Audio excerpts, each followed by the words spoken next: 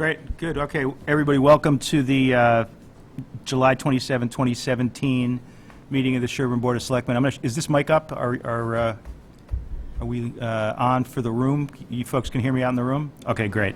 I'm going to ask our Assistant Town Administrator, Diane Moores, if she could read the agenda just briefly, and then we can vote to adopt the agenda. Okay. Good evening. Tonight you need to vote to approve or amend the agenda and add any topics not reasonably anticipated by the chair 24 hours in advance. We'll have a few moments for public comment, and then we have a posted dog hearing, a dangerous dog hearing, and then we have the Town Forest Committee coming for an update and a consideration of new proposed fees, and then consideration of appointment of election workers that's been submitted by the town clerk, a library construction update with Green International affiliates, Beacon Architects, and Whitewater that will be attending. And then there is the consideration of the CM&D director hiring, town administrative routine business, and selectmen reports, and a Okay. possible executive session. Okay, very good. Thanks. Do we have a motion to? So moved. Okay. Second. Okay, all in favor of the agenda? All right, great. Do we have any public comment, Diane? I didn't see any up there, Michael, but let me double check. Nothing on there. It's empty. It's empty? Oh, Safe, I don't have my hat on. you don't? Okay, good. Good. Well, we've got 10 minutes or 7 minutes until the dog hearing. We could look at our calendar and try to set another meeting. We don't have our town administrator here, so we don't really have the operational items to do at this point.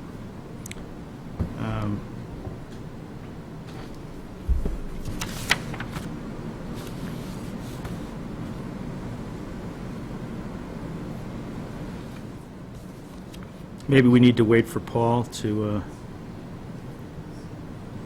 Paul won't be here till about 7. he won't be here at about 7, so in terms of setting the agenda, I mean, in terms of setting the next meeting date, it might be hard to do without Paul. Want to jump to Town Forest? Town Forest, Dave's Yeah, here? if that's not a hearing, we can just have Dave come up and tell us about the new fee schedule if you want to. Thank you. Trying to get rid of me earlier.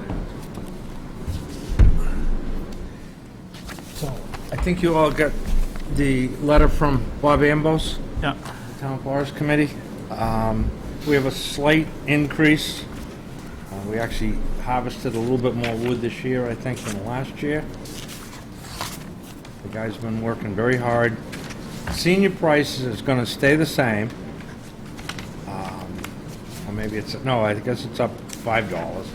And non-residents, that increase will be $80 for about a third of a cord. And non-seniors will be $115. And that's, when the guys deliver it, they also stack it, or they help stack it up. So, you know, it's a pretty good deal.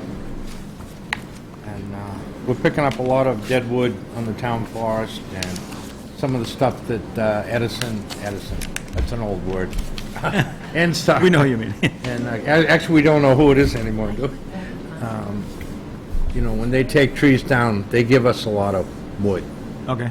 Here it is. So it works out well. So Bob wants to know if you guys will approve that increase. Okay. Is anybody here to comment on wood fees?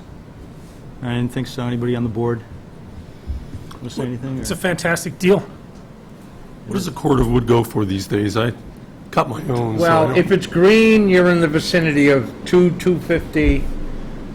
Red, you know, dry wood, it could be $3 to $350. So he's still under market. And they don't stack it for you. Oh yeah, and that's not stacked. That's dumped off in your driveway out of a dump truck.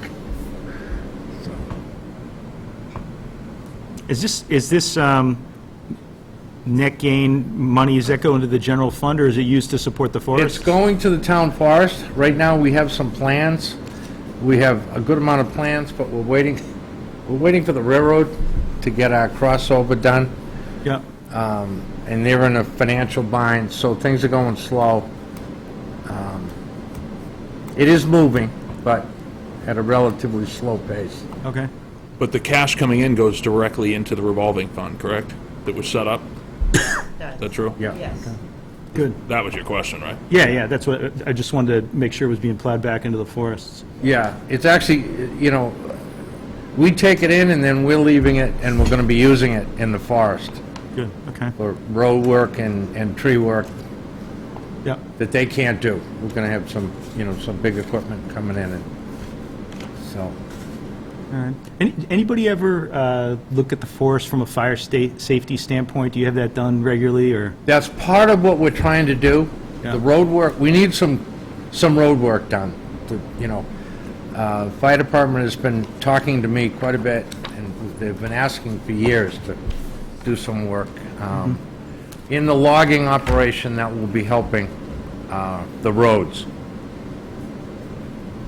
Okay. And Part of possibly, what that crossing was is that they took out a crossing when they redid the ties a few years ago Okay. that was behind, it's the path that comes off of North Main, Yep. adjacent to the brook and adjacent to what's going to be 59 North, what is 59 North Yeah. Main with a... It goes back up to Brush Hill, that one? Yeah, it Yeah. goes in behind Goes Prospect. all the way up there. So that was a paved crossing Yep. from years back. They ripped it out. So, I mean, the fire department still can climb over ties, but you don't really want to do that. Okay. we only have one fire truck that used to be able to get over that. So if we had a problem up there, Yeah, it'd be hard. it was tough. So I got it half done right now, so we can get, Okay. Well, kudos to the 20 people that volunteer and do this, men and women. I did this several years ago, and everyone in the crew worked hard, yep. except for John Higley, but that's... That was for you, John. Oh, good, we've got Selectman Durensis rolling in, so that's good, too. Great, thanks. I think we need a vote to adopt these fees. Move to approve a $80 fee for senior citizens 60 and above, and $115 for each truckload for non-seniors. Okay, Second? second, all in favor of that change? Aye, you abstaining? Yeah. Okay. Thank you. All right, great. I abstained. Thanks. 0, okay, now we've got,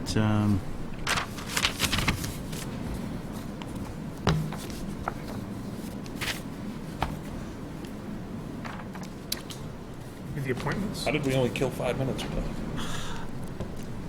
Dave talked quickly, I don't know, let's see. Yeah, we can do the appointments. Carol was not coming for those, was she, Diane? No, she was not. Okay, so that's a good idea, Sean. So each year, the town clerk submits us a list of people to appoint as registrars, and they are supposed to be representative of all political parties and unenrolled. And Carol has given us a list, and as in the past, it includes a few non-Sherborn people and then mostly Sherborn people.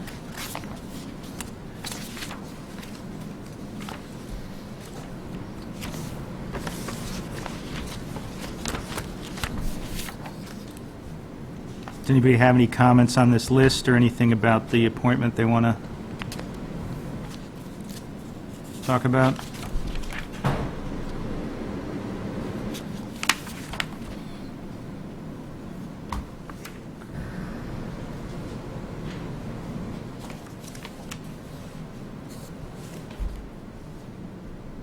Okay. No? No. Do we have a motion to approve the appointments? I move to appoint the election workers on the list provided by the town clerk for a term of 1 year beginning September 1st, 2017. Second. Okay, moved and seconded. All in favor of the appointment of the election workers, say aye. Aye. Opposed? I'm going to abstain because my Abstain. wife's on the list. Okay, so it's 3-0 with 1 abstention. You take care of the dog?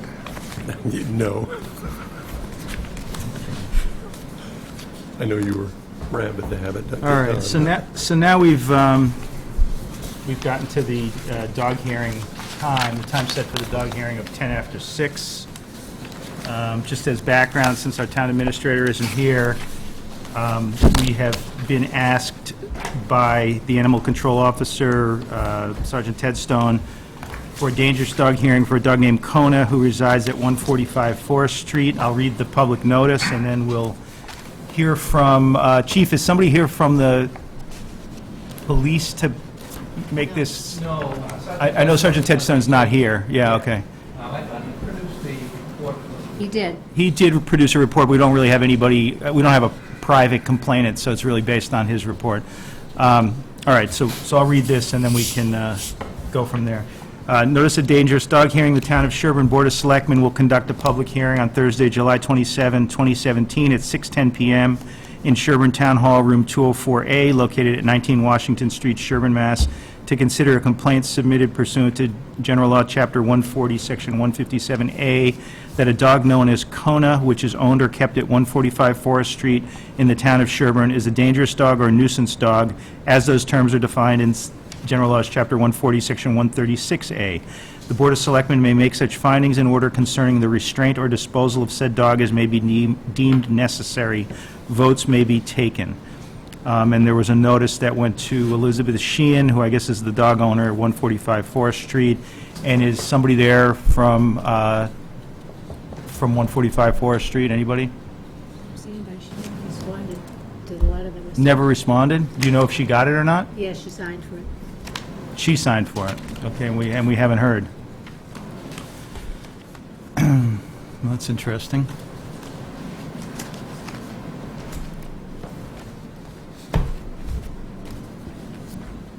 Okay.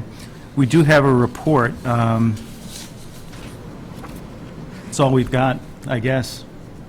There's no witnesses. Just a report by the dog officer, the animal officer. No witnesses at all? Apparently not, I just asked. There's no witnesses. I wonder if we should continue the hearing. I don't know. Diane, nobody's been directly in touch with the Sheehan's about this? No, I have not been in touch with them once I sent the letter. Just assumed that she would either call the office or come to the hearing. So somebody signed for the letter, but we don't know if they actually... Well, could I suggest that we Understood it. put into the record the redacted reports of Officer Chad C. Smith, and there are two of those, one involving an incident on July 5, 2017, and a second one for Monday, April 3, 2017, and that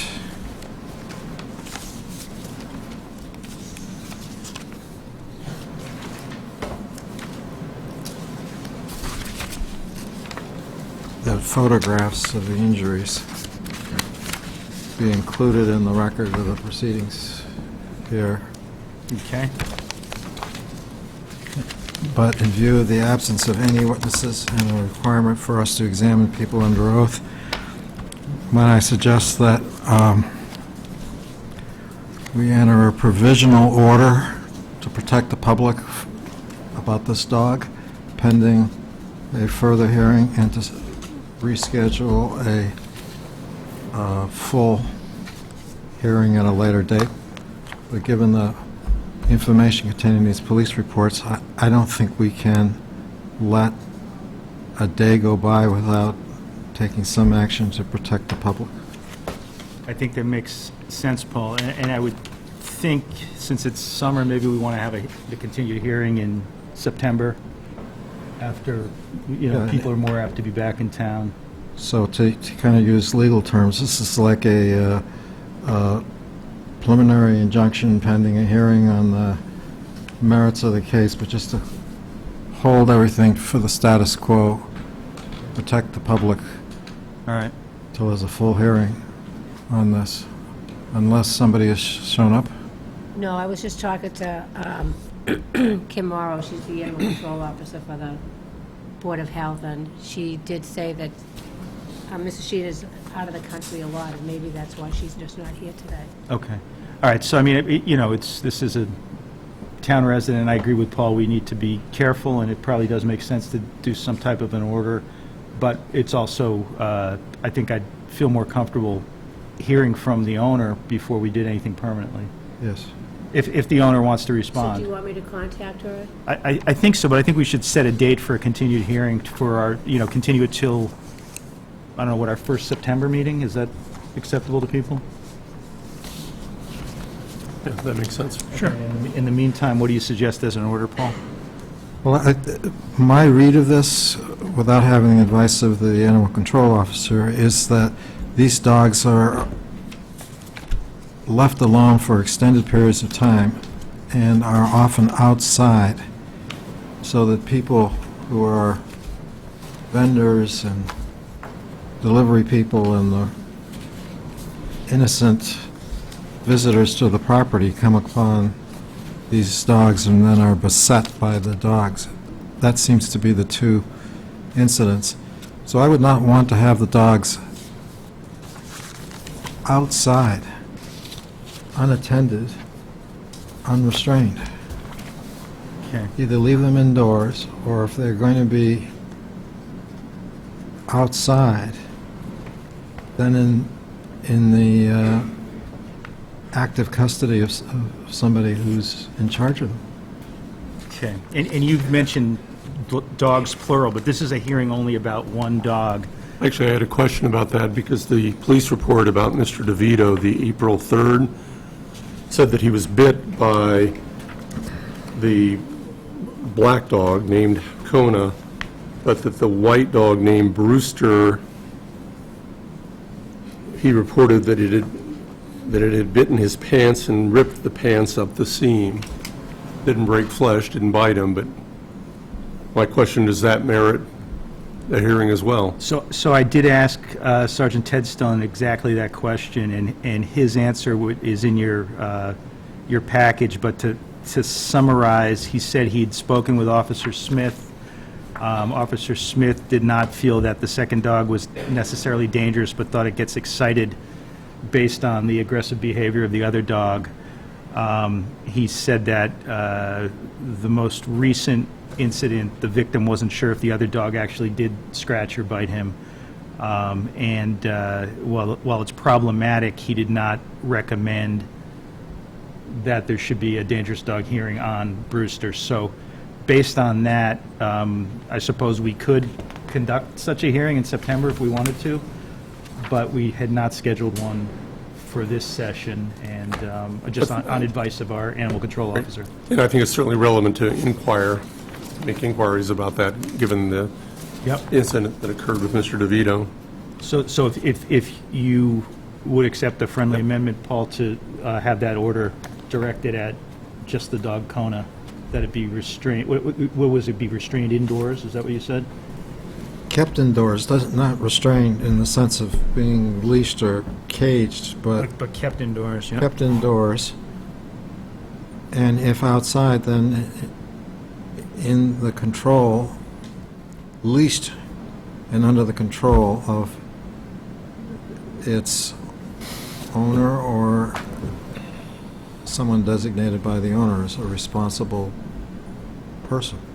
Yeah, I'm the animal inspector. Hi, Kim.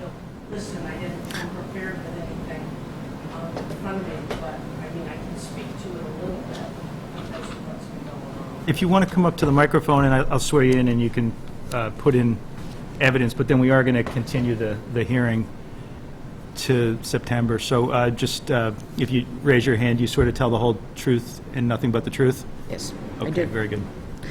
Yeah, there's been 2 incidences of dog bites. The first one was with the trash person, and that was, I believe, in April. And then the more recent one, which was with the one of the work people from O'Dear. And the basic problem down there seems to be that the owner really isn't in residence much. And when I'm trying to do quarantines and releases on the dogs, because we do a 10-day quarantine after a bite, trying to find anybody to do the quarantine, trying to find anybody to do the release. I called tonight to see if she had responded, whether this meeting was on, because she's just so uncommunicative. The last time I was there, I actually got to meet her for the first time. I had seen the housekeeper and several house sitters in the past. And we talked about it a little bit. I recommended a behaviorist. I recommended Ray McSorley, as I did to the other people. She talked about putting the animal down. She seemed very up in the air about what she wanted to do with the dog.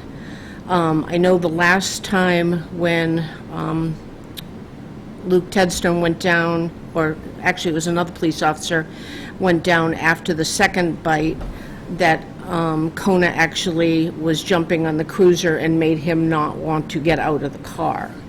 And that's kind of, I think, what instigated this being brought up. My couple of times meeting him, he's been okay with me.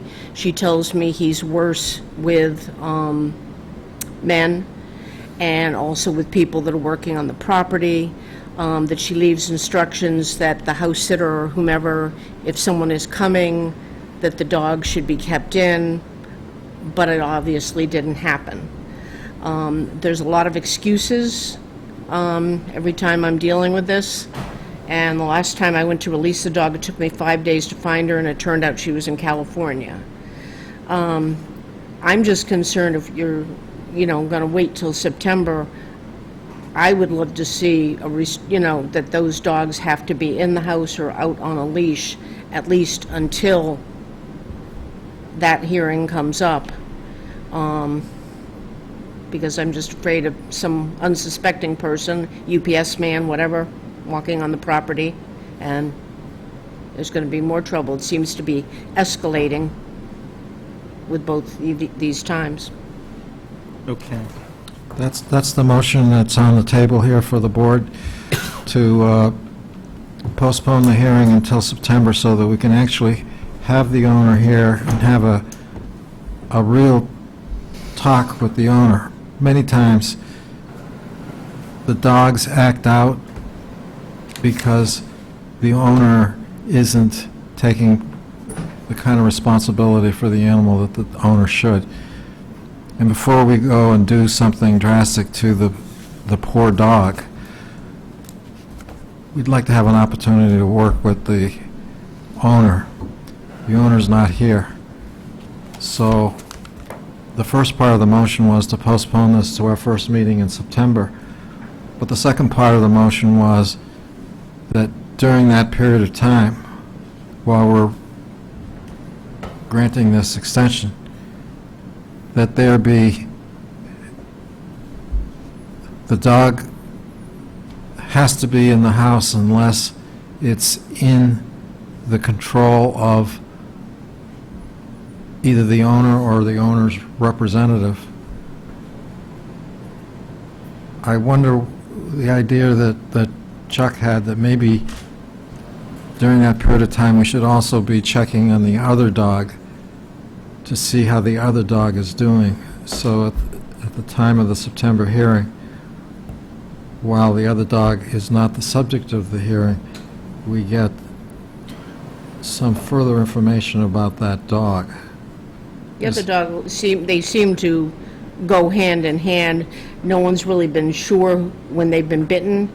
They know Kona's been involved, but no one's actually been sure if the other dog also bit.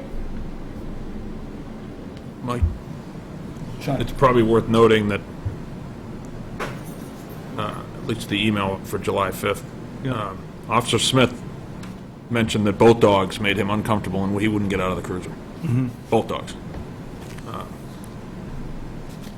Yeah, I mean, the response Sergeant Tedstone had did not indicate that Officer Smith thought that the other dog, Brewster, should be the subject of a hearing, so that's why it's not. Well, that's why I'm suggesting, why don't we have some affirmative monitoring?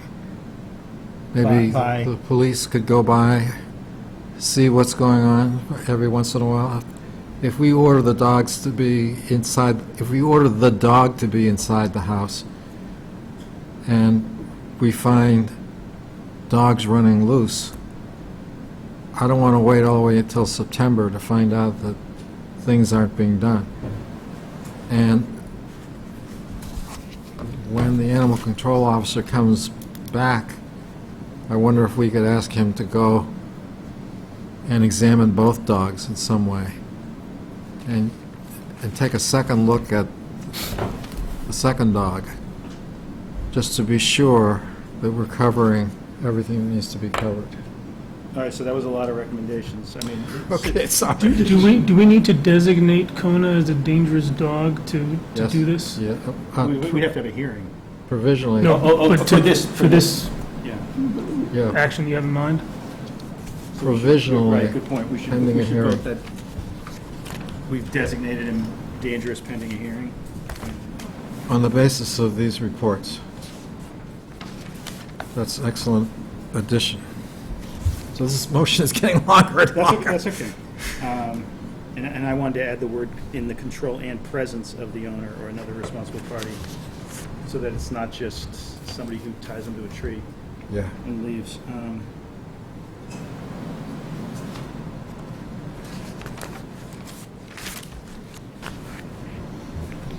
She acknowledges that she's done no training with the dogs, because I asked her about that. So they have no training. And the other thing she was mentioning was that she does have a fair amount of people coming and going on the property, because apparently sometimes there's retreats there and such. So, I mean, you know, the potential for Wow. other people getting into trouble sounds There's fairly an high. invisible fence. It doesn't sound like that the driveway is fenced off. Is there any fencing? It's an invisible fence. It's not a solid. Okay. So this is just a provisional order until September. Okay. So, Kim, what's your title again? State Animal Inspector, Town of State- Sherborn. State Animal Inspector, okay. Yeah, she's actually appointed by the Director of the Department of Agricultural Resources. Yeah, no, I just wanted to make sure I got both of the people who've recommended into that motion. So I think if I can summarize where we are now, the motion there'd be two motions. The first would be that Kona is provisionally determined to be dangerous on the basis of the reports provided by the animal control officer and the state animal inspector, pending a further hearing. And the second motion would be until such time as a further order is given, the dog Kona is to be kept indoors, except if it is outside, it should be leashed, shall be leashed and under the control and in the presence of the owner or another responsible party. And then we would have a request that the animal control officer periodically check on both dogs, right? Okay.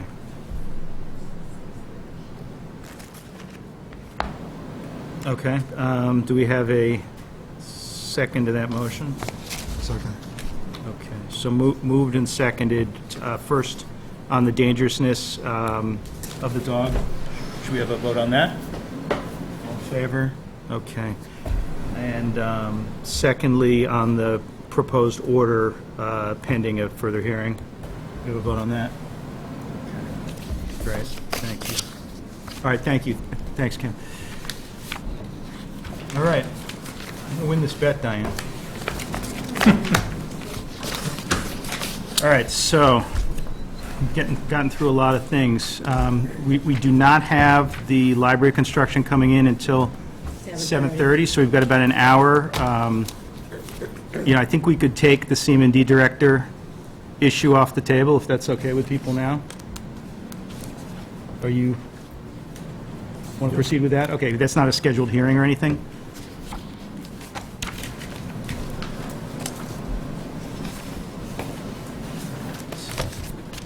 And we'll get done with this before 7:30 when the library folks show up.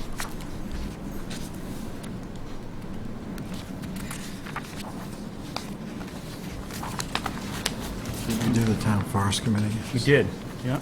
We missed all the fun on that one. You were just walking in, and we voted the fee increases. And I'm glad you got here when you did, because the dog hearing needed your expertise. All right, so I guess I can summarize. We had a discussion at our last meeting. We had a lot of public input at our last meeting. There's been subsequent public input in between meetings in writing, and I know people have received phone calls, and we've got a decision to make. At the last meeting, we had a divided, I guess we had sort of a straw poll rather than an actual vote, but we were divided evenly 2-2. And I guess I'll take whatever suggestion there is about how we should proceed at this point to try to get a decision. Well, Mr. Chairman, if I may, I was concerned about the process that we followed, and I was one of the 3 members that voted to waive the job description requirement of 5 years supervisory experience in public works. And on reflection, I think that was a mistake. I think it was unfair to the process. I think we need to maintain the integrity of the original job description, and that each one of us can determine whether or not the 2 candidates meet that requirement.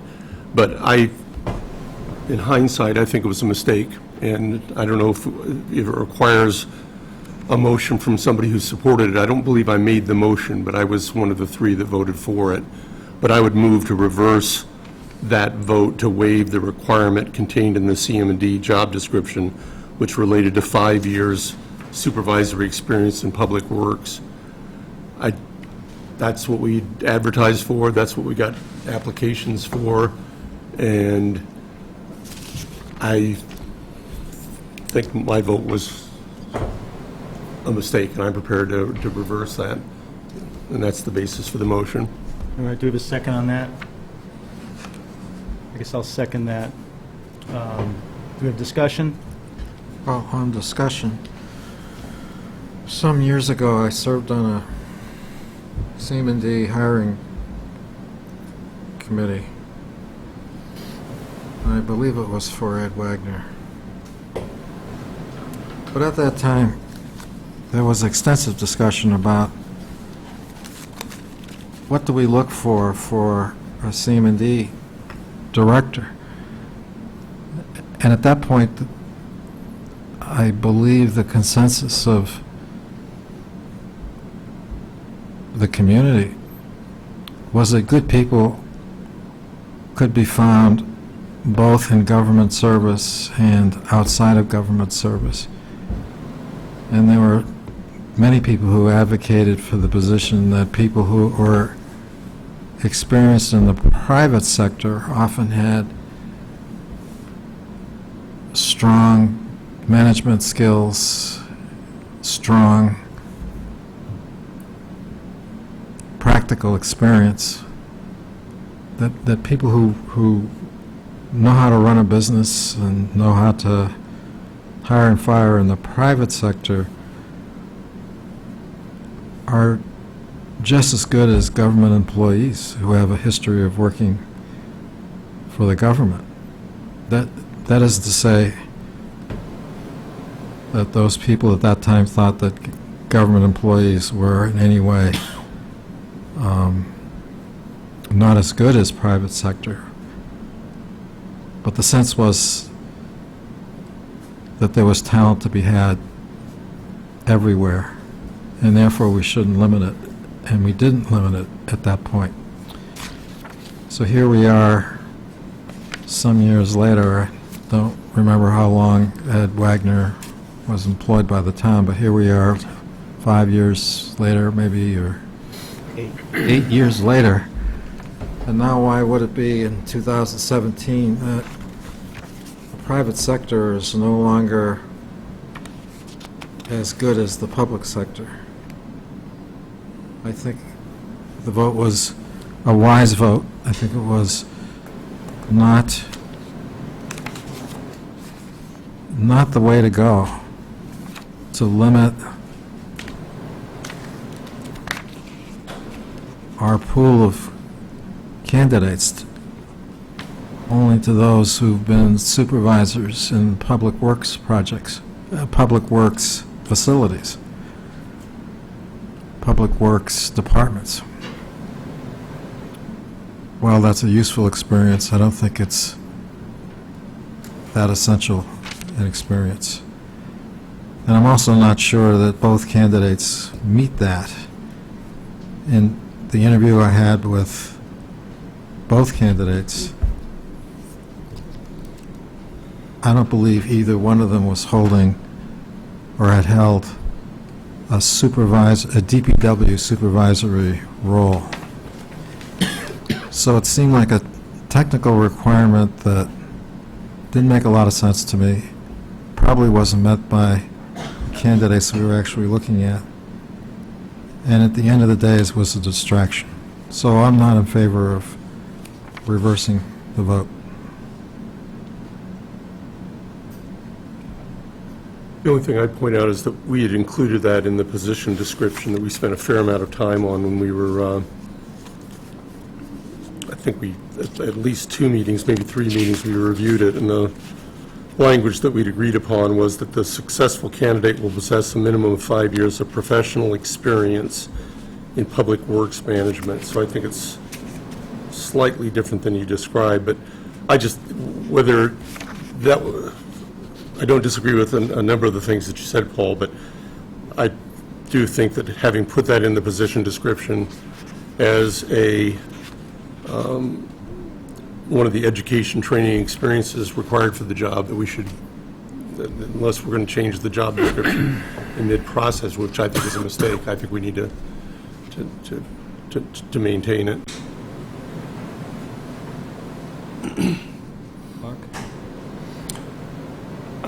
Well, I was not in favor of changing it in the first place, or I should say eliminating it altogether. I think we could certainly entertain changing it if we wanted to, if we feel that it doesn't reflect what we're looking for. But this seems to me to, I mean, you can always waive it if you want to, but at some point we're going to be hiring another one, further down the road, and I think you want to maintain a certain standard.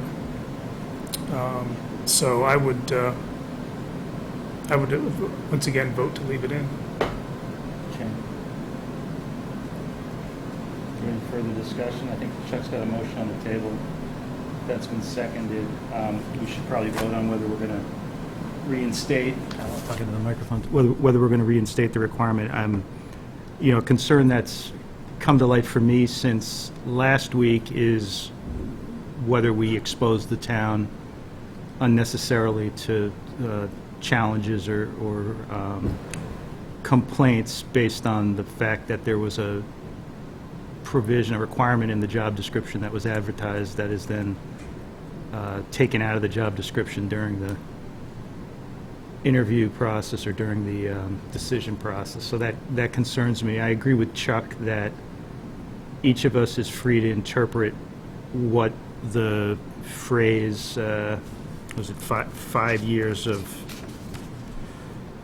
professional experience in public works management means, and whether that's necessarily a public sector or it could be private sector. I think, I don't know that that's necessarily confined to somebody who has a public sector job. At least as I interpret it, I don't think it would be.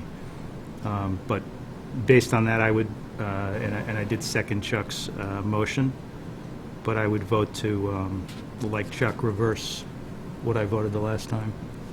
So we've got a motion and a second on the table. All in favor of Chuck's motion? Opposed? Okay, so 3-1 on that. All right, and I guess the next question would be, are we any closer to making a decision on the candidate?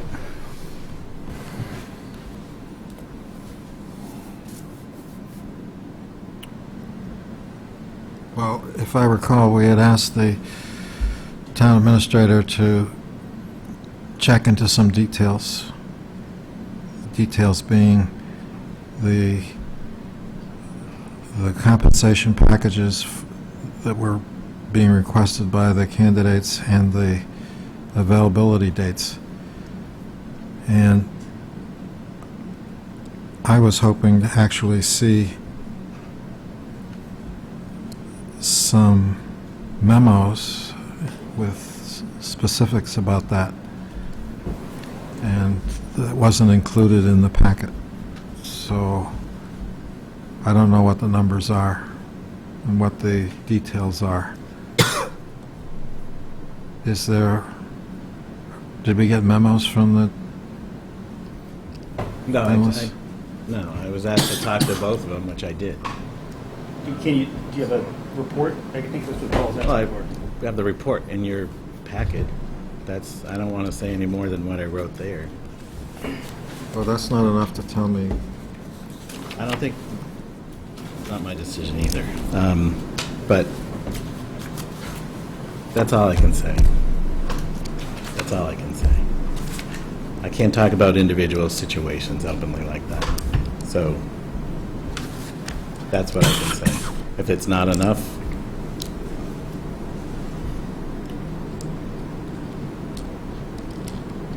I was hoping for actual dollar amounts. the dollar amount doesn't matter because they're equal. That's what I'm saying. Whether they're equal low, equal high, whatever, I don't think you should get into negotiating in an open session if you're negotiating with someone, especially when you're looking at a whole package. So that's why the recommendation is there. Well, your words weren't that they were equal, you said they were substantially equal, in your opinion. I wanted to see for myself what substantially equal was.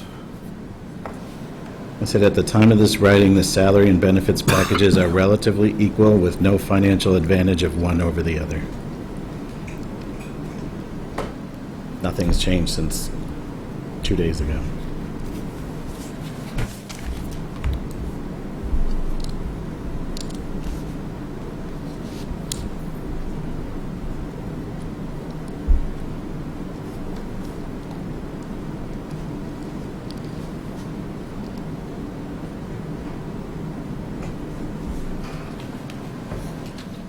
Yeah, I'd prefer not to be discussing specific salaries. It's sort of to be negotiated. I'm comfortable with the town administrator's summary that there's no financial advantage of one candidate's salary and benefits package over the others.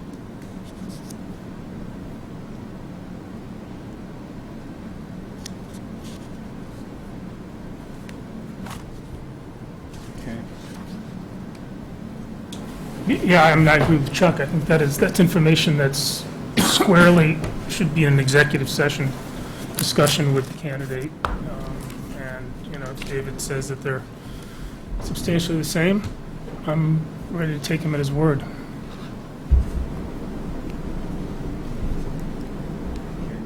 Does anybody have a motion? Do we have anything further to discuss? Does anybody have a motion?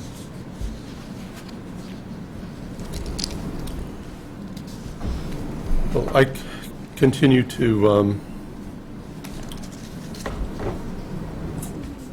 believe that we've been blessed to have two candidates, both who live in town, who have substantial experience and skill, but based on the assessment center, I would move that the board approve entering into contract negotiations with Eric Johnson for the position of CM&D Director / Facility Managers, and in the extent those negotiations do not produce an executed contract in a reasonable time frame, that the Selectmen enter into contract negotiations with Sean Colleen.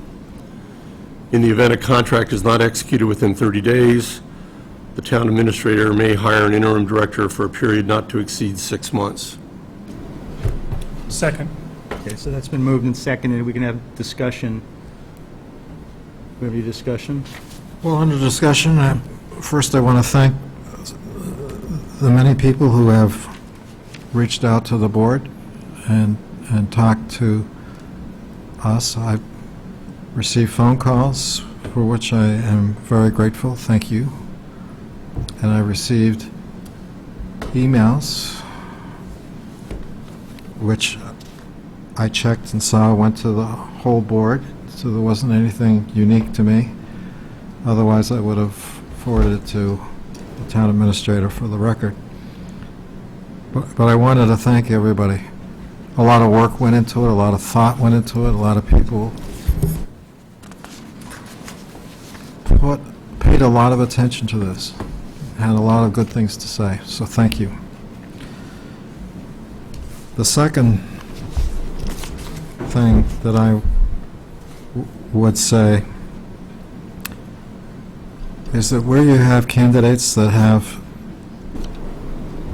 so many strengths as these do, one of the things that's been missing, and I brought this up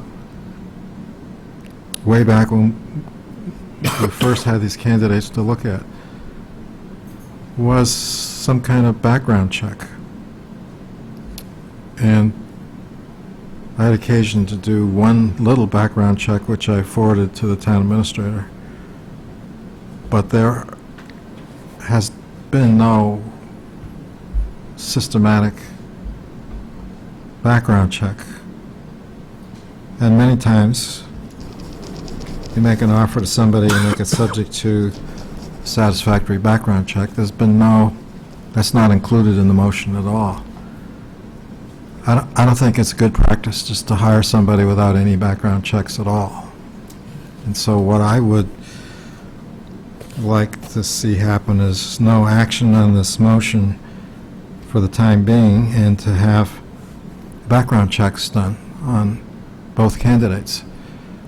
When I brought that up before, the town administrator said he doesn't do the background checks, that those are done by the police chief. And I respect the statements made by the town administrator, but it would be useful to have these candidates' backgrounds checked and see if one comes out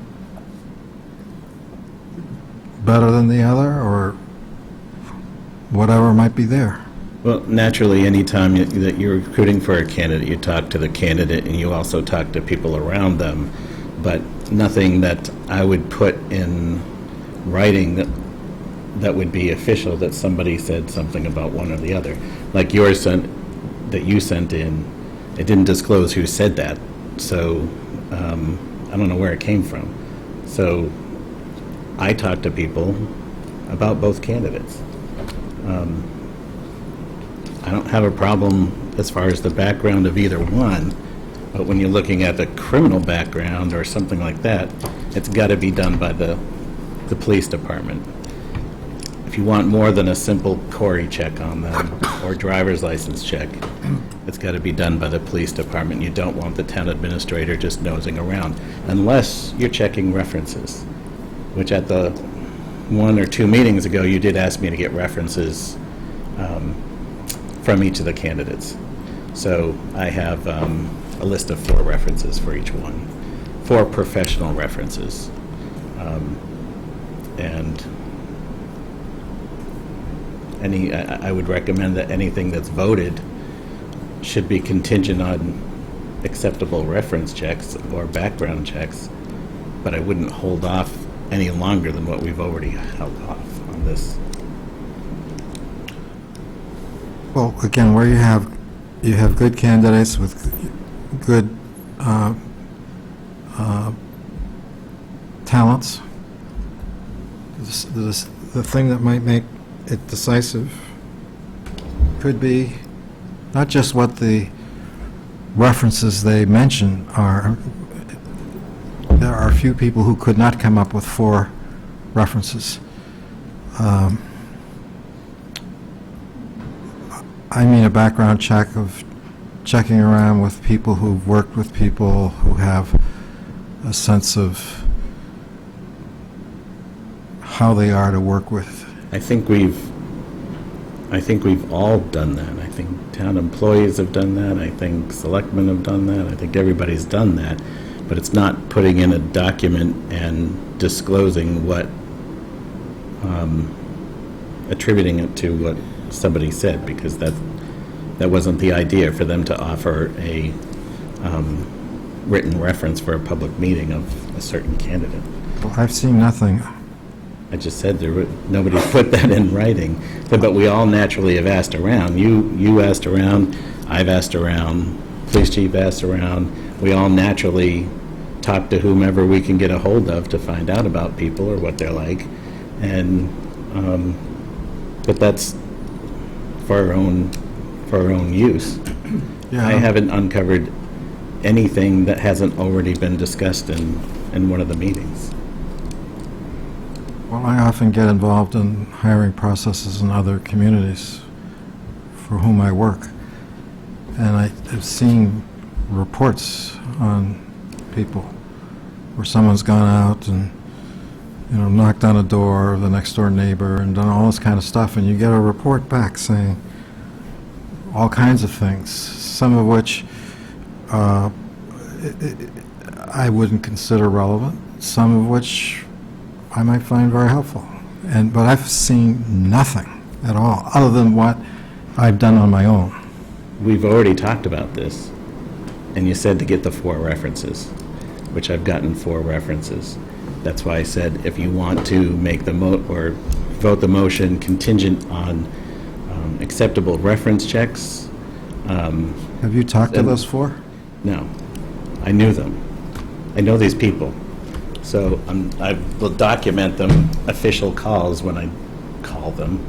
Usually Diane or I do the reference checks. But what you're talking about going and checking with neighbors is not something the town administrator does, is go on people's property and try to talk about their neighbors. That's a police background check. Yeah, that's my concern here, is we got 2 candidates. It hasn't been a background check. We haven't checked their references No. directly. As I Anything, say, I've done a little bit of work on my own, and I guess everybody else has done a little bit of work on their own. But I'm just an unpaid volunteer who might have talked to the right person or might not have talked to the right person, rather than some kind of systematic look at it. And maybe there's a temperament issue, or maybe there's a anger management issue, or not that I know of any reason for anybody to have any of those issues. But in reports that I've seen, sometimes Paul, but I there's no wouldn't document document. at all. I wouldn't document that. It's not something I would document. You should vote something contingent on a background check by the police department if that's what you want.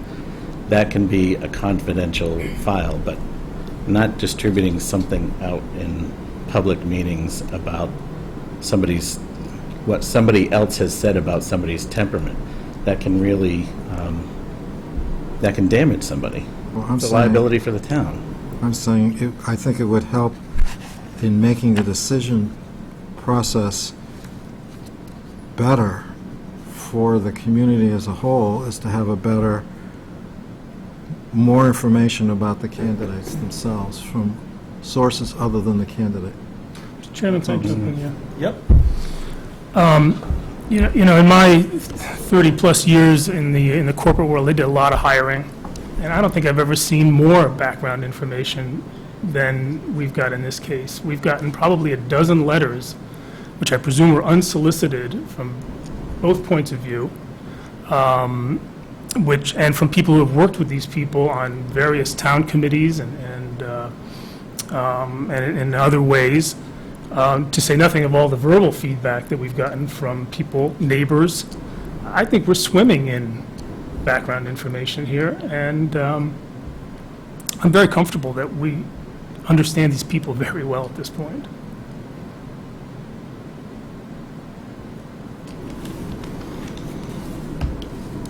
The other thing I'd point out is that my motion isn't to authorize us to enter into the contract, it's to enter into contract negotiations. And I think before we sign the contract, I agree that the police background check needs to be done.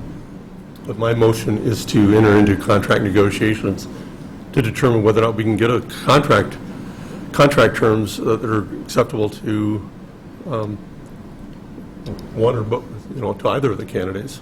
So. Okay.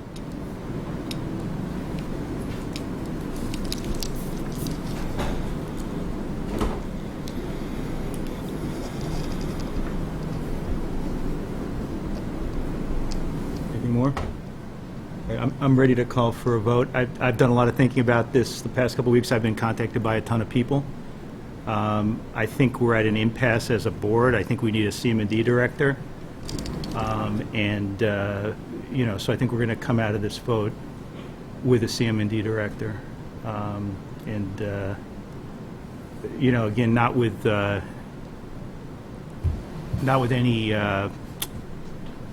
negative feelings about either of the candidates, because I think they're both very strong candidates, but I'm going to vote tonight for Eric so we can move this forward and have a CM&D director. And I think he'll do an excellent job. So let's take a vote on Chuck's motion. All in favor of the motion? Opposed? Okay, 3-1. And we've got 40 minutes until the library comes in, I think.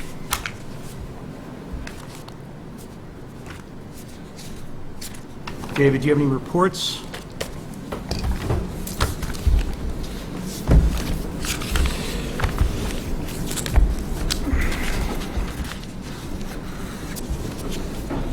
I can't think right now.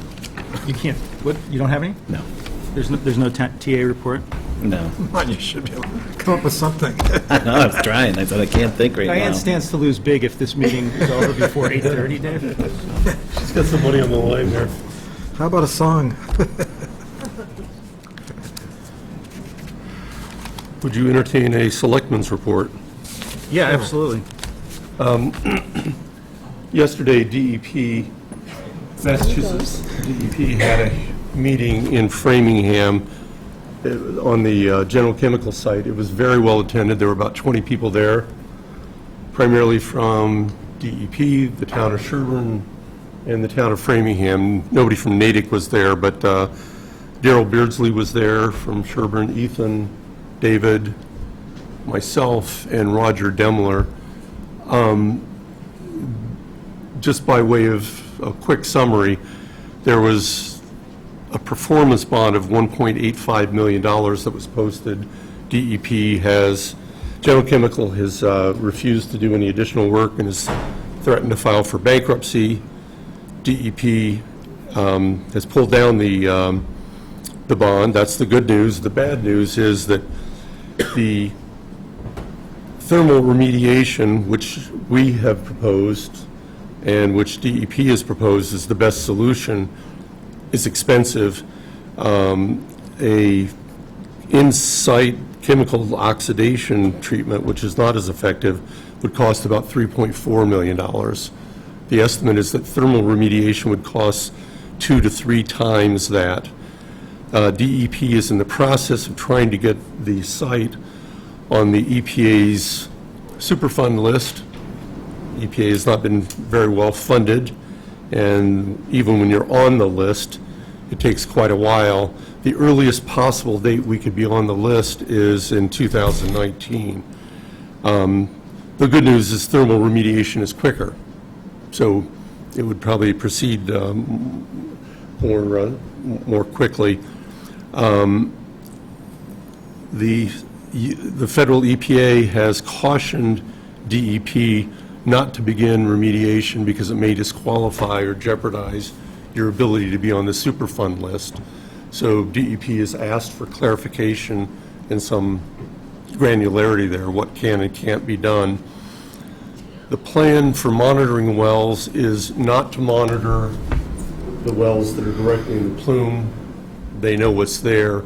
They're going to focus on the monitoring wells outside the plume and down gradient, which is what we had been pushing for. And David, what am I forgetting from the meeting? Well, I think the biggest thing was for DEP to acknowledge that the thermal treatment is the best one, that they thought based on how quickly it could get done. It's just expensive, but they don't have enough money for either one of them, either treatment. So I think those are the 2 points to come away with. Before, they were not acknowledging that the thermal even existed. The EPA's technical office in Ada, Oklahoma weighed in and also recommended thermal remediation. So I don't know if that influenced what DEP is doing, but it was helpful. We're going to have another follow-up and update in September. Excellent. It'll be a Have you large. made any progress at peeling back the corporate shield? They are working with the AG's office, and I got the names of the two lawyers in the AG's office, one of whom I know vaguely, so I was going to give her a call and see if I could figure out what they're doing, but that's not, DEP doesn't do that. The Mass AG's office does that. Ethan Mascoop, I'm just repeating what he said at the meeting, was that he had spent about an hour researching. He easily found, did he say 3 or 5 federal contracts totaling several $1 million that are to General Chemical in, what is it, Elizabeth, New Jersey, or whatever their home office is. So despite the rumor that they've gone under or bankrupt or declaring bankruptcy, they're still getting plenty of money coming in under their name, so. Okay. Anybody else have reports? No? You can try to set another meeting, but Sean's not here, so we should wait until he comes back. I guess we can take a break until 7:30? Is that when the Is the library library folks are coming in? Ready? If they're here, we can go now. It's just... Okay. They couldn't be here till 7:30. Okay, well, somebody set the agenda, so, you know. Mary, everyone says you're the only one that knows these things. Boy, that was a real... I'm trying.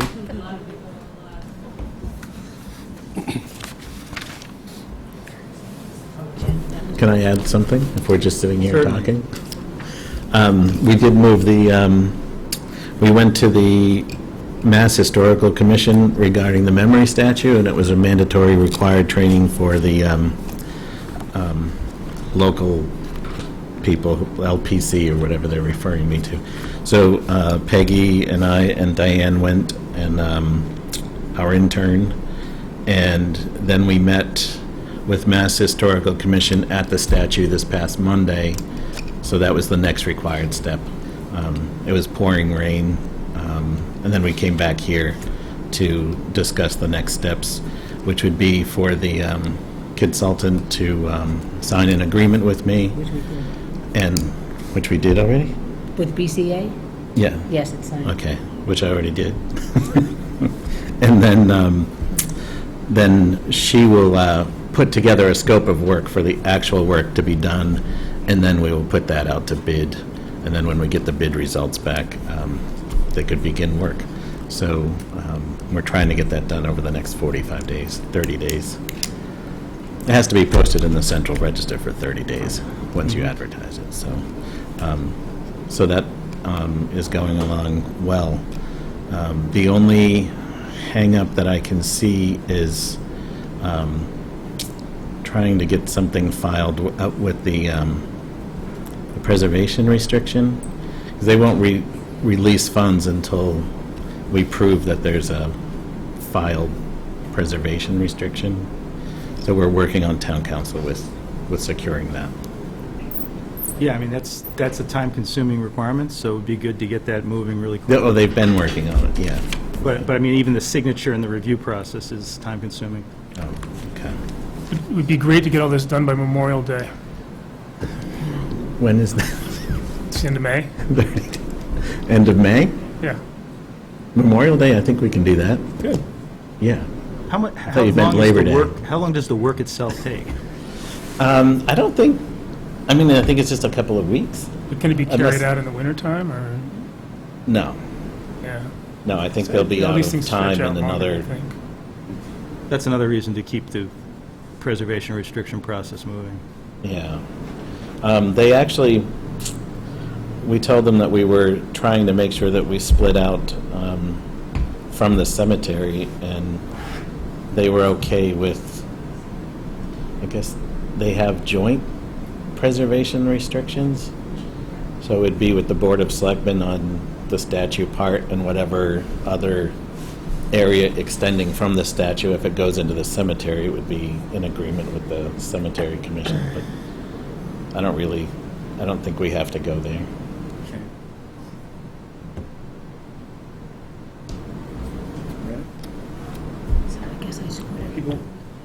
people want to take a break? I mean, Sure.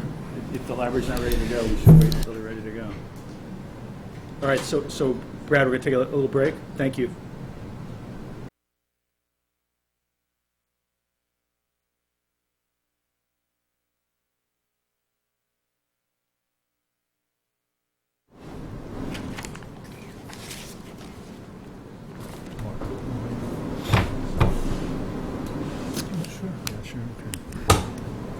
His name is Peter? Yeah. Oh, he's Beacon, Okay. looks like.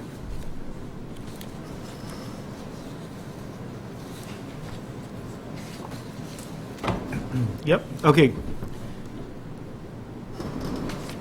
All right, well, welcome back. We're going to start the library construction update shortly. We've got our first presenter is getting a visual aid ready.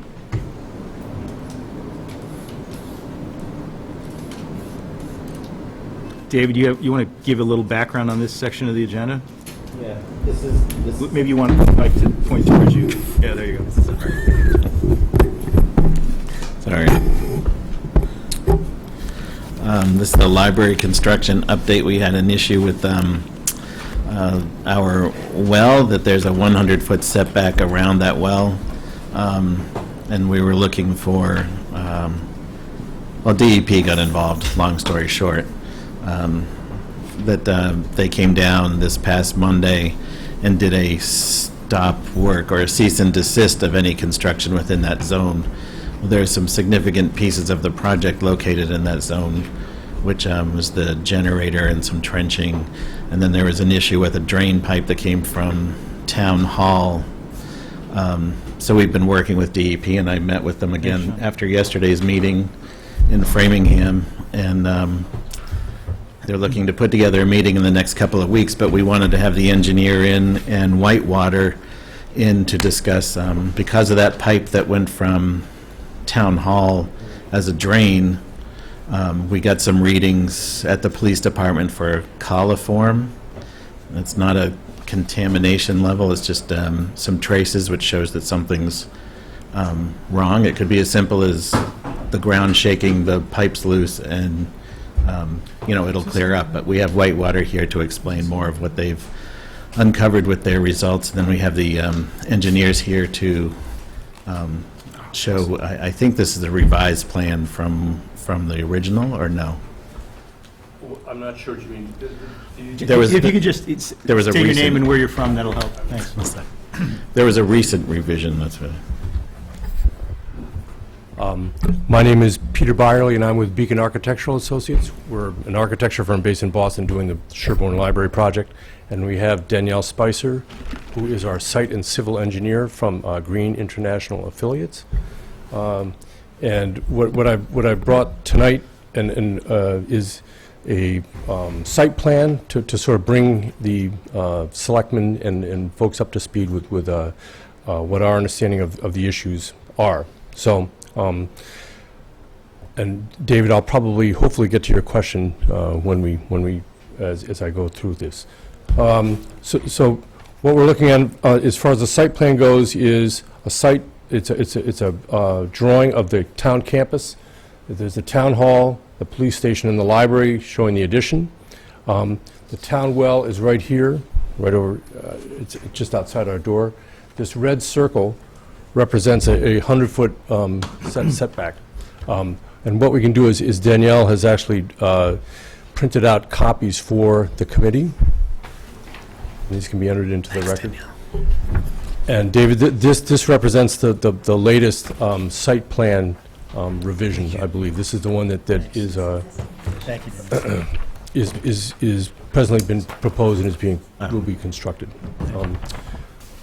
So the issue at hand is that as I understand it, because this is a town water source, the town of Sherborn has the water quality in the various buildings tested on a regular basis, which is what Whitewater is there to do. And that it was during one of these, the issue began during one of the inspections by Whitewater, that there was seemed to be some construction going on, they were unaware of it, and DEP was called in, and there was some discussion in terms of what it is that was going on the site. So to back up, as far as the design goes and what it is that is going on the site is for the library renovation and addition, we were compelled to put in a sprinkler system for the building. The town, as you know, has no town water system, so we were asked to come up with a cistern, a 20,000-gallon cistern, which would be a water source, a fire pump, and an emergency generator, which would, in the case of a fire, it would power the automatic sprinkler system, which is presently going to be installed in the library. So I'm giving you a little history here. The site, as you know, is a hilly site, and it has a lot of ledge, and there's a lot of features on the site which made the locating of this grouping of utilities rather difficult. As I say, we have a 20,000-gallon tank, fire pump, and a emergency generator. We spent time with the library and with the planning board trying to come up with various places where this could be placed. We looked. There's town septic, or there's a septic system down on the lower portion of Sanger Street here. That's septic. Yep. Well, there's septic here, but there's also septic here. So there's septic in two spots. There's a drainage swale. There was one thought was to locate this assembly in the parking zone between the police station and the town hall. When we looked at that, as it turns out, when we got some further site information, there are a number of existing utilities, major utilities, coming through this portion that would have to be relocated. The rest of the site, as we know, has ledge, so our options got to be fewer and fewer. So what we did was we found that perhaps over here at the southwest portion of the site would be a good spot. It was relatively close to the library, and we could put together a grouping of items here. So, but we realized that we were within the 100-foot setback. What we ended up doing was we reached out to DEP and on an unofficial basis, on a conceptual basis, and I'm going to let Danielle give you the particulars on that. The long and the short of it is the DEP helped us come up with how to design this portion. What was missing and what was not done was an official notification of the DEP that this all was going to happen. So I think what ended up happening is they were surprised by when Whitewater came out to see the project, and were unaware of the construction. So I think. Give a brief overview. Sure. My name is Eric Burkett. I'm with Whitewater. So basically, because it's a public water system, we're required to collect monthly samples. So once a month, we come on site and we do an inspection, collect the samples. When we were on site, the operator noticed the construction, and then the following day, the sample that we had collected came back TC positive, which is total coliform. Excuse me. Total coliform is just a bacteria that's naturally present. It's just an indicator that there's bacteria present. But once we have a positive sample, we're required to notify DEP. The first question they ask us is, has anything changed? And we said, yeah, they're doing some construction on site. And then when all the repeat samples came back TC positive, that's when the DEP decided to come out and do a site inspection. So that was pretty much the extent of our involvement.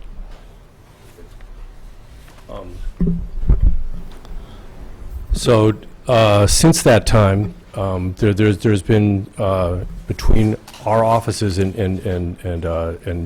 the site engineer and DEP, there's been some back and forth, and we have in fact brought them up to speed on an official basis with what's going on here.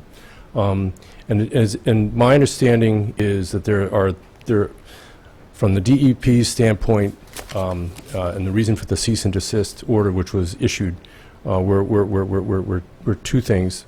there was disturbance on the site, which is the construction, and then there was also, which may or may not result in the high coliform count. We're not sure. I guess that's still under investigation.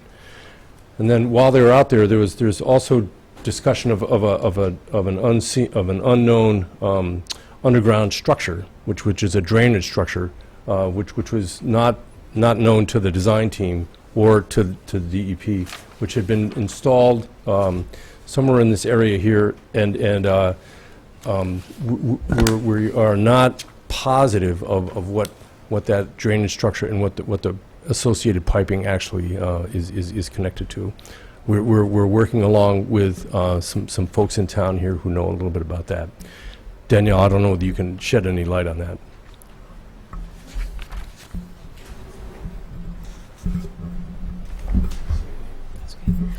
Danielle Spicer with Green International Affiliates. Want me to shed more light on the drywall portion, or? Why don't you go through your conversation with the DEP and then sort of where we are, give a summary of where we are. Sure. Before you start, can I just find out what your role is? You're an engineering firm? Civil site. Contracted to Beacon Architectural Associates. Yes. Okay, so you were hired by the architect Yes. to do what? The site design. The stuff outside of the building. So the utilities, the grading, drainage layout. And so you both work essentially for the town and for the library. So you were hired by the library people to help with the design of the project. Okay, I just want to know who's the players we're dealing with. Yeah. I mean, I can jump into my conversations, or did you just want to open up to specific No, questions? go ahead. I mean, just to add on to what Peter had mentioned, early on in the phase, I had reached out to DEP to basically ask, I mean, we actually had multiple different conceptual designs when we were looking at this, and I wanted to get a better understanding of what is allowed, what isn't allowed within a Zone 1. So we had reached out in a more informal, formal way, just to get an understanding of, can we put this stuff there? And they had given me back some good feedback saying, yes, we can have the fire suppression there. You can have the generator. You just need to follow these certain guidelines. So we made sure we took those guidelines into consideration with regard to the design and felt that we were pretty much in compliance with that.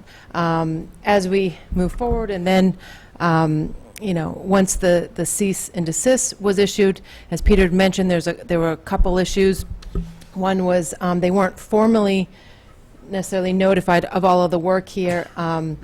When we followed back up on that, there is no specific permit that they actually require, so it's a little bit of a gray area there, but they do just want more of a written narrative kind of describing the work, and they have that now in full understanding of what's going on. During construction, as it was mentioned, there was also an unknown dry well structure that was found actually right around here where we are proposing to do the underground subsurface tank. That dry well is within the Zone 1 and is an illicit discharge. You're not actually allowed to have anything that infiltrates within the Zone 1. So when we had seen that, we proposed immediately to get rid of that and just to put in a regular manhole, and it actually has an overflow that pipes down to here. And the last, actually, I think it's in, I have copies of the, this is just copies of the letter that, you guys had, David and Diane, you had been CC'd on, that was sent to DEP a week ago. But the last sketch within that letter kind of shows our proposed thought to deal with the dry well. I think the one outstanding question that DEP is just asking is confirming that the runoff to that dry well is indeed from a catch basin and potentially roof drain. And that's where I think there was some question as to confirming that.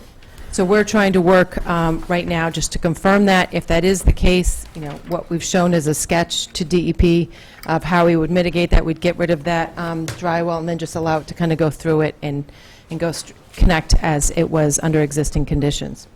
That sketch is shown on the last page of that handout. This again, this is an unofficial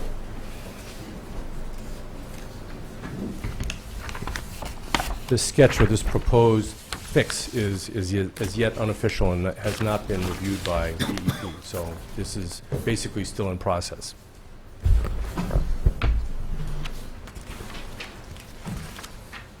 I think that pretty much brings us back up to speed for where we are right now. We are in contact with DEP, setting up a meeting. We actually have a tentative meeting set up for Monday to go walk through with them, you know, the items that they had outlined in hopes to move this forward.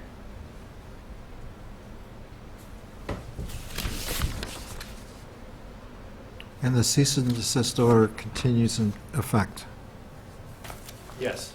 But you've sent, if I understand what you said, you've sent them paperwork, and you've got a meeting set up, but notwithstanding all of that, there still is a cease and desist order. Yes. My understanding is the cease and desist order has a couple of conditions that need to be met. One is the notification of the work going on the site, which has been done. The other is what is going on with the coliform count. I guess they found high coliform counts in the 3 buildings now, right? The police station, the town hall, and the community center across Sanger Street? Okay. My name's Dan Madison, I'm also with Whitewater. So, as you had mentioned, a couple of the conditional items are to identify where this bacteria is coming from. So part of that is going to be basically camera inspecting the well, going through each building, which was already done with the DEP inspector, and trying to pinpoint rather than chlorinating the system and trying to hide the problem would be to identify the source. So part of that is to identify if there's any shallow fractures within the well that are being impacted by this work being done. And that can be done with a camera inspection. So those are kind of some of the fixes that we have to address. Just a question, if I could. Whitewater is a town contractor, not a library contractor, is that Correct, right? yep. So you're not part of the project, you're part of the regular service of the town's well Yes. that pre-existed the construction project. And your involvement in this is simply because you were doing the regular town work that you were doing before this. We're going to be determining if these bacteria detections are coincidental with the project going on, or if it's something that is just out of the blue or random. So we should have those answers as part of a level 1 assessment, which is a thorough investigation of the process, what's going on here. Involves all kinds of sampling and investigation, testing of backflow devices, things like that. So that's part of a assessment we have to submit within 30 days, and we're currently working on that.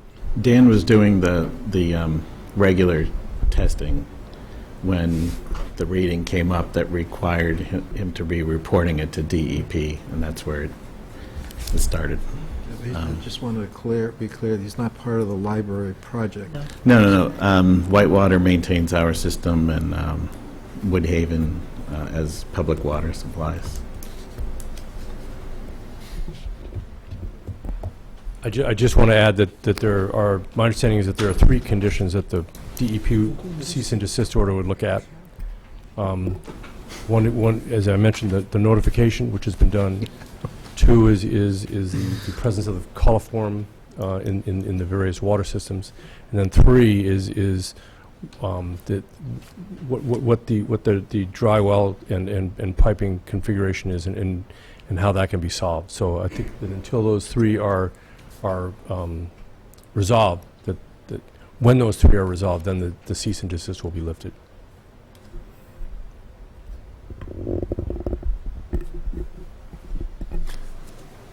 Can anybody estimate when that might be?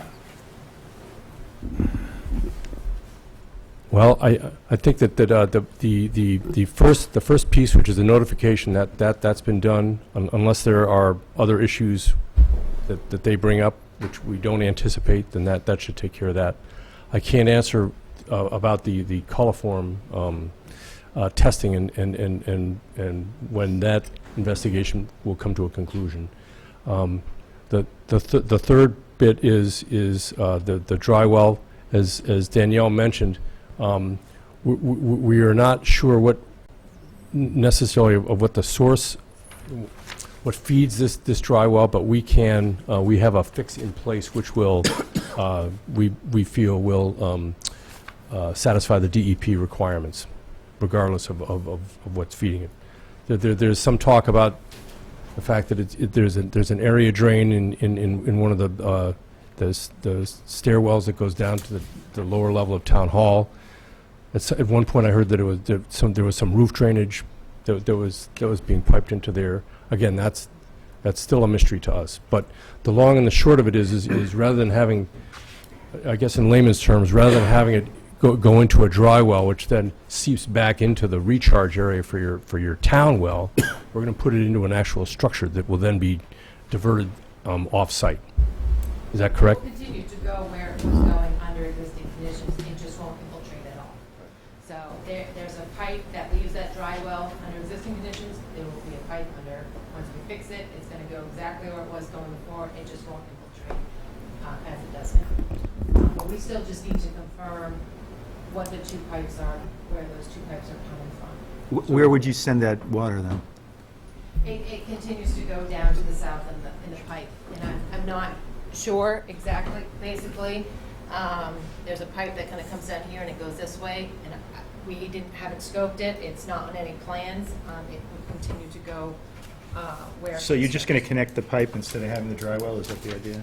Well, we'll actually take the dry well out and put a drain manhole. So we'll actually still have a structure, but it won't allow any infiltration. It won't be a permanent structure. Yeah. But presumably it'll be discharging more water further down because you won't have anything leaching out at that source. Potentially, yes.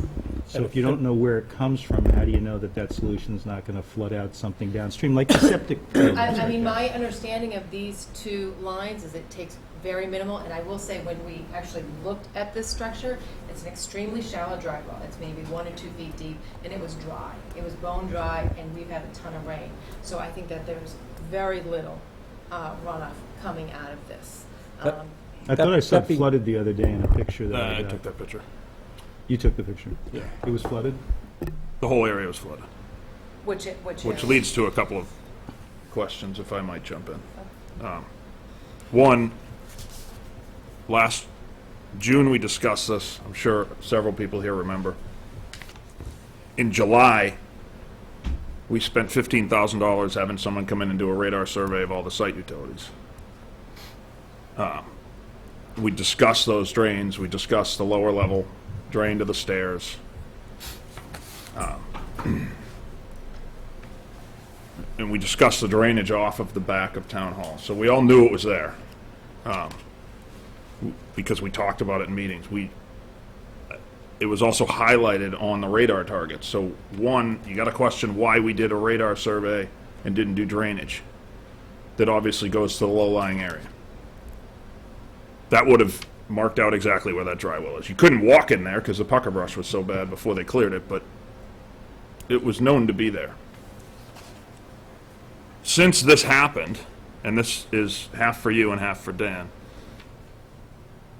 I've raised the issue that you went from a bad problem to a worse problem, because now you're unloading the entire parking lot, all the roof drains, the sump pumps if they were to ever kick on, and anything else that was going in there, mixing it all up and dumping it on the 50-foot line of the well.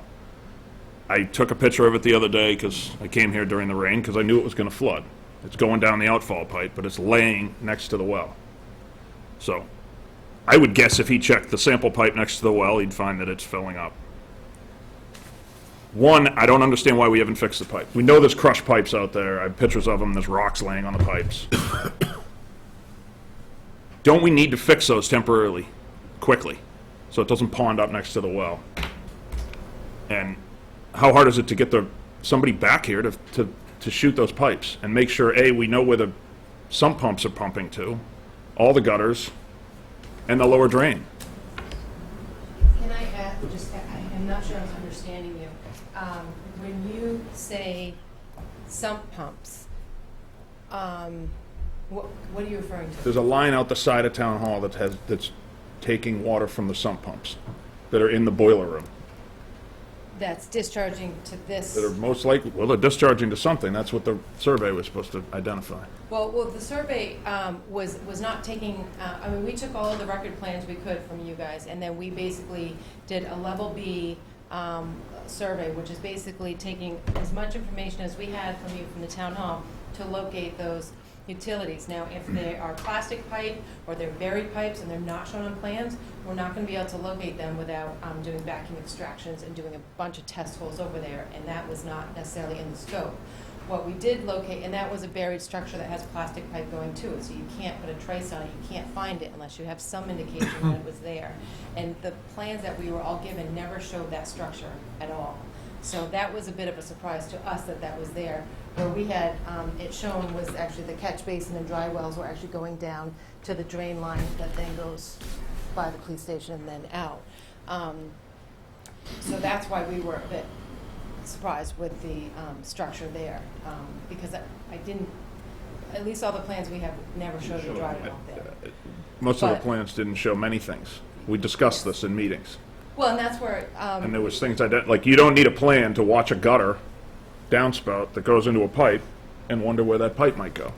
but you Right. need to know where that pipe is. You're talking about on the town hall. But you know the origination of every gutter downspout. It's in your face. It's right there. There's a downspout. That goes into a pipe. But you can't put a trace on it. I guess my point is you can't put a trace on a plastic pipe. So, and Sure you can. we had, Okay. We paid for a site survey in red highlight font is where I asked if the town's paying for the site survey, I want all the drainage, most particularly the lower drain into the back door of Town Hall, because if it floods, it will flood the basement. That wasn't done. It's on the drawing, in fact.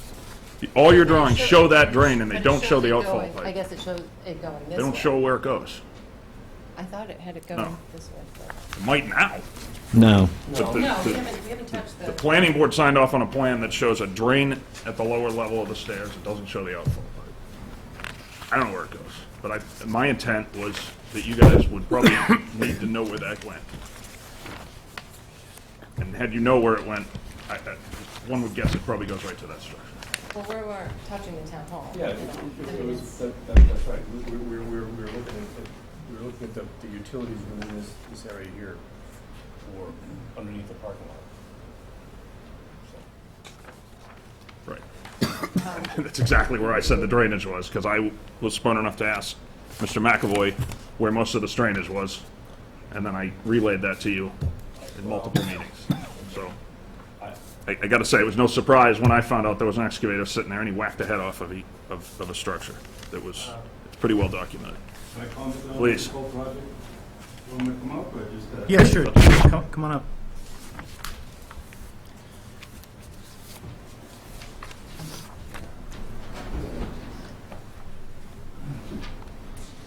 I'm John McAvoy from Community Maintenance and Development.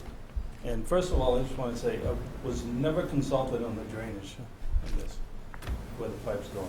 And last year, when they did all this, I had my knee operated. I was out from April, July, so I wasn't involved in this. And then I went out and saw this crushed pipe, and I said, wow, that's the drain from the town office. And the original drain from years ago went out towards the police department. And when they built the police department, we had to reconnect that drain to someplace. So that drain goes out into, they're calling it a dry well. It's not a dry well. We call them catch basins, because the catch basin takes water with an outfall pipe and keeps going. So what happens, there's a drain out to the parking lot here, and the drain from the town hall, they come together into a catch basin, well, a manhole, and then there's an outfall pipe that goes down towards Solomon Street. And when I saw that crushed one day, I said, my God, they gotta put that back together, else we're gonna flood the bottom of the town hall. So, I did call you after your surgery. You might forget. yeah. But I asked Warren and he couldn't remember, so I Yeah. called you. So there is a pipe going down towards the stone wall, and if we don't hook that one back up, going out of the town hall, we're gonna flood the basement if we get a big rainstorm, so. The long and the short of it was, unfortunately, was not I know. indicated on our drawing, so. That's and even after we had the radar survey done, so. Right. Is there an assumption when something says drain and there's no line to it that it's a French drain? And I don't even know if that's derogatory or not. The When it just says drain, is the assumption that that's a French drain? No, a French drain is around the building with pipes that catches water. Right. And disperses it someplace. Where are you looking? I guess The drain on the back of Town Hall that that's in question, there's nothing that leads from that drain, even though it says the drain. Would the assumption be that that's a French drain? No, it would just be an indication that it's a It is a drainage drain. structure. Okay. And that there was an area drain there, and it's drainage, and it's not sewer, it's not something else. Okay. It's The only other thing you do is if we can find a place to run that drain in the bottom of the town office and another catch basin closer, that would be another option. So, can I just confirm that what's coming into that structure is from inside the building? No, it's on the outside of the building. There's a drain. Okay, so it's an outside, so when you say sump pump, it's on the out, it's not in the inside? I didn't it's mention on any sump pumps. Sump pump is I inside. know nothing I about mentioned sump pumps. Okay, sorry, I'm No. just getting, so it's coming from the outside of the building, so it's just taking... Right, there's a stairwell, in the bottom of the stairwell, there's a drain down the Yeah, bottom of the area, stairwell. so it's That- just taking that area? Right, and there's a catch basin on the side. Yes, which is the one up on the left. Right, so they merge together. Those two, those are the two, and that's it. It's not That's it. taking anything from inside the building? No. So That's what I some pumps needed are to- not, They're going I somewhere. think that's what They might be Well, going they- into the they ground. Beg you to find them. They That's the should be going to the direction. septic, is where they should be going. 'Cause it's not- Because you're not allowed to discharge stuff from inside the building into a drainage line. So that's why I just wanted to make sure that was clear. Right. Because that would be a much bigger fix that we would have to deal with if that was the case. You forget we So said it sounds that. like it's just Yeah. areas. I'll bet of- really good money that they're not going to the septic and they're going to those pipes, and we should chase those. Or we'll find out next spring we should have. Well, anyway, what I'm here for, you need to hook those two drains up and run it down to that catch basin in Sullivan Street. So that it- and hook them up in such a way that this is not a permeable structure. Right. within- And that's what that, if you want, that's what that sketch is basically showing. It's just grabbing those two, putting in a drain manhole and continuing it to go Correct, down. that's all. But there is a pipe going all the way down Yes, to the other road. yes. Okay.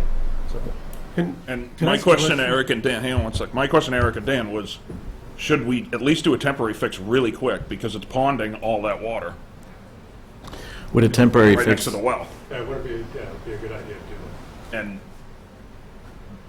the driveway runoff from this whole side is getting captured into that same ponding. It happens to be going out the outfall pipe, that's what I took a picture of, but would the temporary fix be only on that all pipe where Well, it was connect the- crushed? pipes leading to the outfall. But that would be within the Probably 100, regrade something so it's not ponding everything from the parking lot. that would be within the 100-foot though, right? It's all within the 100 foot, but right now we're dumping it within the 100 foot. Could you snake the whole thing? Would that be enough? What? Do some sort of industrial snake down through or a sleeve or something? Or does it We gotta reconnect actually all the have to pipes, be? is what I'm saying. I think the police Taken chief's up. volunteering to figure Okay. this out, so. Yes. We'll pump it out hand by hand. A serious question. So there's an active cease and desist, correct? Yes. So no one from DEP is here to answer this, I guess, important question.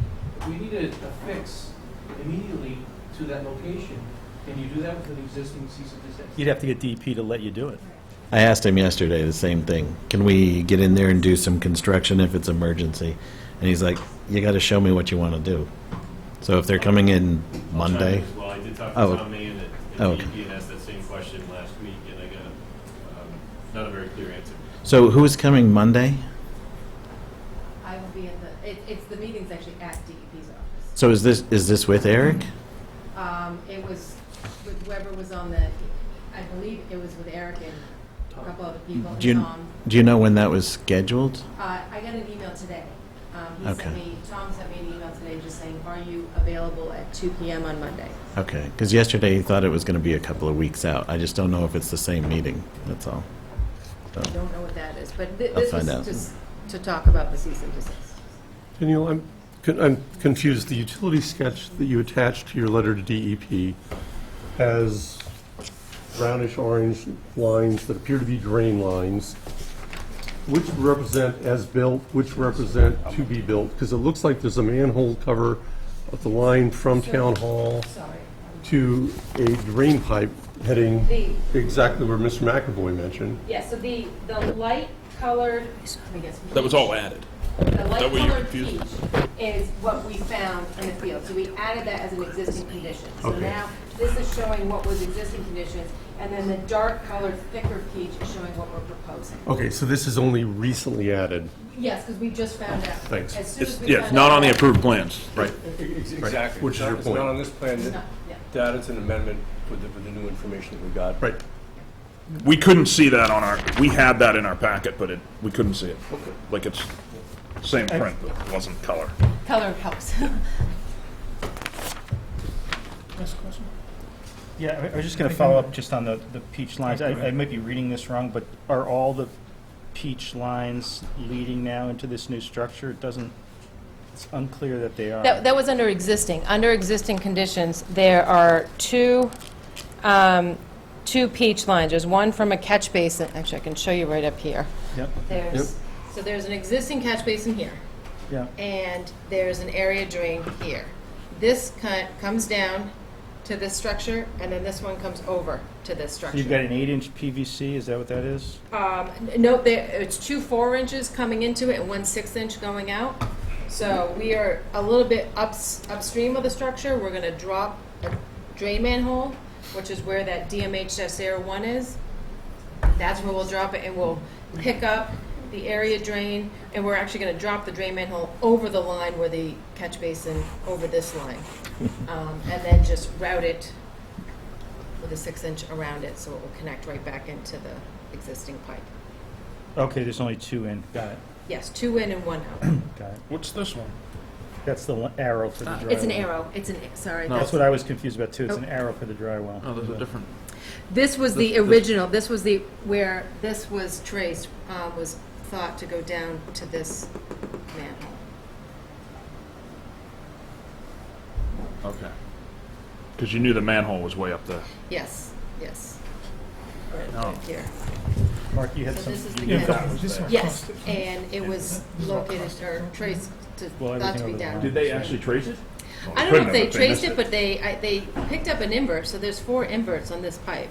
And I think that's probably, I believe you had mentioned it was previously there before the police station, and then it was, so there was, what they probably did is just abandoned this and left it in place, so there still may have been an Yeah, invert. none of that even existed. Yeah, they probably popped open, still saw an invert there. And then the new one went down here, and we didn't have the information on the new one. So you've got solutions, it sounds like, to points 1 and 3, and so now the pacing item is point 2. Correct. And how long is that going to take? Do you have a timeline for that? For which item? The coliform, So, yeah, we started to gather pricing for all that. Probably execute once we get the town. Do that probably within, I would say, safely within 7 to 10 days. For the camera inspection? Could be sooner if it's, You mentioned somewhere, I don't know if it's in this, that we'll need temporary water yes.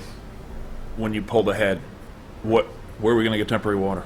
So we've already got all that in the works. So basically, a tractor trailer would arrive, and it's got its own booster pump skid. We hook in to the water system, feed chlorinated water from the town of Methuen into the system, basically backfeeding it while the well is being camera inspected.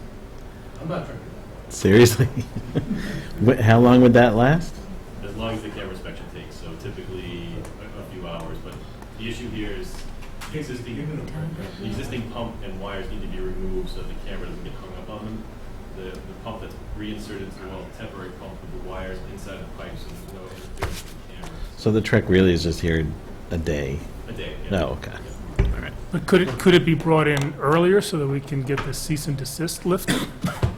I think that would be good to discuss at the meeting on Monday with DEP. Is that something we can attend? Yeah, Absolutely. We'd like to invite you, yeah, Yeah, so. I mean, the sooner we can do it, the better. That was one of their punch list items. We just found out about today, so I was trying to let as many. But we have virtually no information on the well itself, how much casing there is, the depth of the well, if there's any shallow fractures. That's all part of the level of assessment we need to Yeah, but if we can supply everybody with clean water, then, we don't have to wait necessarily 7 to 10 days, I would imagine, just get the construction going again. Mark Rattlers from Yeah, that's not gonna solve all the issues, though. No, You just- still need a place to put the generator, they still need to Sure, but approve. we can get He building. said again. Methuen water. Right, the- Is that clean? But they can't, none of these plans are approved. It's where the trucking comes. That's what they're gonna try and do on Monday. Well, this is all going to be very confusing for our listeners to kind of follow all these conversations. But just so if I can simplify one piece of it, we talked about the cease and desist order, which applies to, I guess, the area in that circle on that exhibit that you have. But we're now hearing that we can't drink the water. So can we have an explanation about what buildings are affected, what are the water restrictions, how does that impact our workforce and the public, so that people who are listening to this can understand we're no longer talking about the circle, we're talking about impacts that are outside the circle. Is that a fair statement? Yeah, absolutely. So total coliform bacteria is a naturally occurring bacteria, so it's always present. It's not harmful. We did post some signs. The only people it may be harmful to is if they have a pre-existing condition or some type of illness. But for the 99% of the population, it is safe to drink. If it was E. coli positive, then it would be an acute violation, and you cannot ingest anything with E. coli. So TC is okay, it's just an indicator that there's bacteria present. So you detected and you detected the bacteria in the test, which raised the red flag to do further testing for Correct. the E. coli. And when we did further testing, I believe all the samples came back TC positive. And DEP said that if they were, if it was a contamination level, that they would be issuing some sort of boil or not drink order. Typically, to not- boil orders are only issued if it was E. coli positive. Okay. All these samples were E. coli negative. Okay. So this well feeds the town building, Yeah, so it feeds feeds the the, police station, it Library. feeds the library. and the community building. So 4 buildings are coming off of this.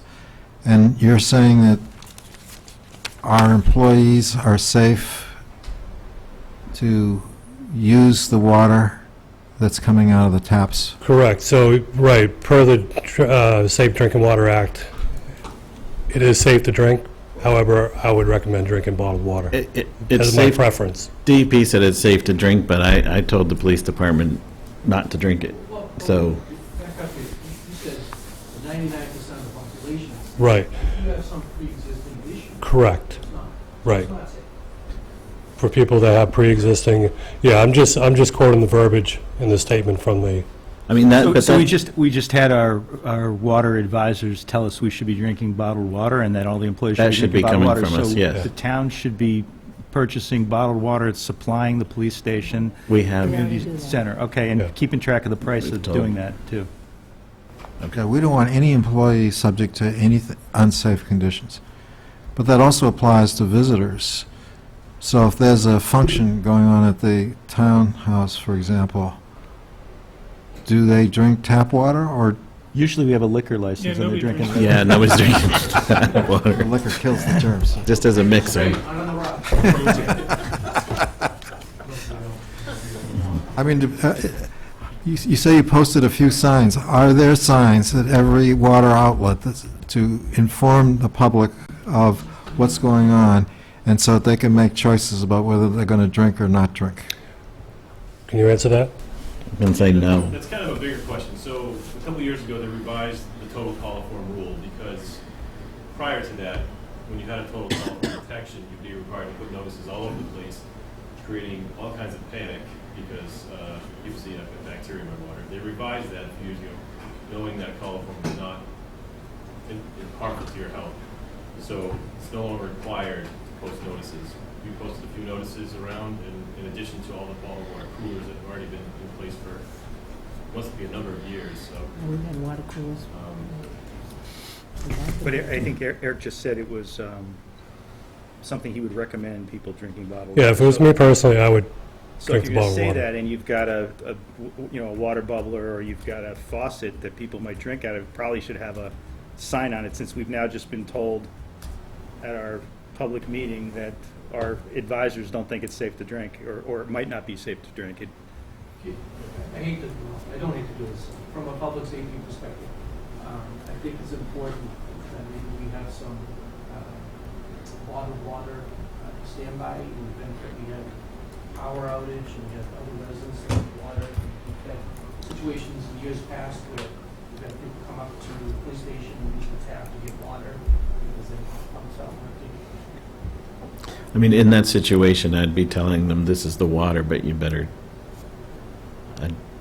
put a footnote on it that they should, if they're going to use it, they should be taking it and boiling it. But I don't know if you're talking about drinking water or washing dishwater. We have bottled water. I don't know how much more we could get. That's. We can have an off. Yeah, I think it's probably better offline. Can I ask a question? This is a little off track, but not really given the crushed pipes. I just want to understand, has construction been taking place in accordance with these plans, or is any of this issue about what happened because construction was done either at the wrong location or the wrong depth or improperly with the wrong equipment or whatever? No, as far as we know, the construction is proceeding according to plan, and apparently, I was going to ask Whitewater. There are three water lines that from the town well that actually four that feed the separate buildings. The one that would be affected directly by the construction would be the one under the trench to the police station. So. The other water lines is in my understanding are not affected by the construction. Right. Yeah, so the only water line affected is the one that goes to the police department. Okay. All right, but what you're saying is that the contractors are following the plans. They're not exceeding whatever they're supposed to be. Correct. Okay. That not only. I was just going to say, that was an unknown structure that they didn't know about, so while they crushed the pipes, it wasn't on their plan. There are two issues. Yeah, the water line was a known item, and they took care to not. They didn't rip it up with a backhoe. I mean, it was left intact. It may have been touched, but it was left intact. As Danielle mentioned, the drainage structure, the unknown drainage structure that we spoke of, that in fact was damaged. That's what they hit, and that's correct. what's crushed. But as far as the water lines underneath this portion, it's still intact, and the other water lines were not in the area of construction. So. Okay. Anybody else have questions for these folks who were very nice to come in and update us on this situation? David, anything more? No, I'm just clarifying with the Eric from DEP which meeting. Okay. Do we have a plan if they don't allow us to put the generator and the fire pumps where we want to put them? Do we have a plan B? The answer is that not at this time, but I would be surprised, given the fact that we went over this with DEP in an unofficial manner, that they would then rescind this. Yeah. I guess we will cross that bridge when we come to it. If worse comes to worse, we'll have to find another spot for it. From my understanding and talking with the guy from DEP yesterday, the only way that they will give permission is if you've exhausted every other choice. So what you would have to prove to them is that there is no other option. So if you want things to speed along, somebody should be working on making that case to them. And that's part of, in the letter I had issued, were several bullet points as to why we placed it where, and due to the existing site constraints, high ledge, we've got septic systems, we have utilities, we have very mature vegetation. I mean, there was a lot of site constraints from the beginning on where we could potentially put this.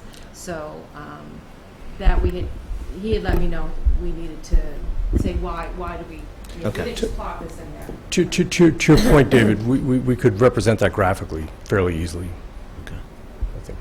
the various places that we actually looked at and rejected. Okay. I tried to describe them narratively, but we can go over that in the meeting, too. Picture's worth 1,000 words, right? Just a question about something I heard that didn't seem consistent. I thought I heard Sean say that at a meeting you were told about these structures. And then I heard you say that when you looked at the plans, you didn't see them on the plans. But you were told about them, or were you not told about them? I just want to make sure I heard what I heard. I don't recall any recollection with regard to a dry well. I remember we asked for a bunch of the record plans and as much information as possible, so we reviewed all of the plans that were given to us. Were you told verbally about the existence of pipes coming from the building and the gutters and the drains and the staircase and all of what we've heard about? You mean to a Or dry well? not? I don't recall that, no. I mean, there was definitely, talking about pipes going across the parking lot. All of the utilities going, that there were multiple utilities going across the parking lot. That was absolutely discussed.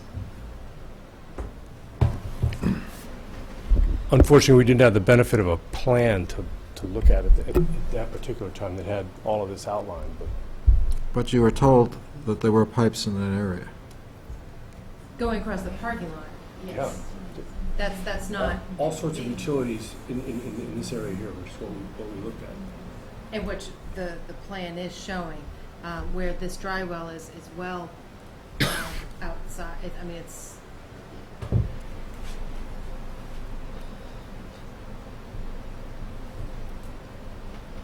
Okay. Anything else anybody has to say? Yeah. All the water guys in here. I was curious, have there been previous reported elevated levels of the coliform within, over the Historically, history of testing? Historically, we've never had an issue.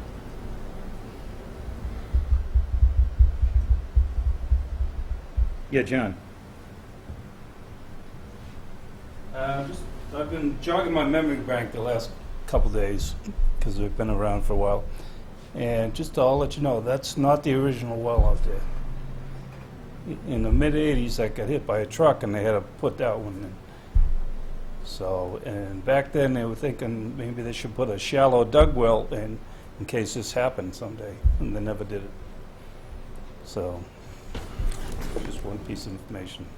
And if some of the old timers were around, like Elliot Taylor and my old father-in-law, Ray Grenier, they could pinpoint where all this structures go. So you got to give them credit. So, Yep.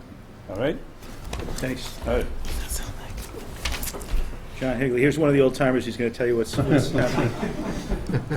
No, actually, all I just wanted to mention was that on a different subject related to the library, though, we're going to have a planning board meeting on Monday to talk about some damage to the trees and parking spaces. So that's on our agenda Monday. Okay. Okay. Thanks, John. I got one more thing that Yep, John. probably worth noting, because I went back through a bunch of notes. At some point, it was approved that the fire pumps could be powered by the generator to this building, and that would eliminate the need to put the generator within the 100 feet. The backup power of those pumps over there could have been the transfer switch off this building. That was, at least, I don't know who approved that. You guys looked into that last year. And it was confirmed. Right, I think that we looked into it, and then there was talk of the library becoming an emergency shelter, and so the emergency generator would perform two functions. It would perform the function of running the fire pump, but because of the added capacity to run bare minimum lighting and air conditioning for the library, we beefed up the wattage, so we were unable to continue using that generator.